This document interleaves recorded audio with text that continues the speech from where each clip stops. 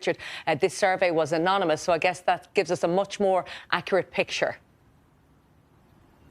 Certainly so, Colette. Really, it does point to the fact that problem gambling is far, far bigger a problem, much more insidious problem than the official figures we've seen in recent years. The last time we saw any data on problem gambling was several years ago. So this really paints a picture which doesn't surprise anybody who works in the treatment side of addiction. They say that they are very much aware this has become a huge problem in every corner of Irish society. And one of the most striking findings of this report from the ASRI is a finding that a huge proportion of the money which is generated in the gambling industry does come from people who suffer from negative effects of betting, or people who do have problem gambling. Almost half of the €5.5 billion spent here in gambling comes from people with issues around problem gambling. So that is something which is worth paying attention to. But the scale and the volume of problem gambling now is effectively tenfold what the last research suggested, and it is really having a detrimental impact on families across the country.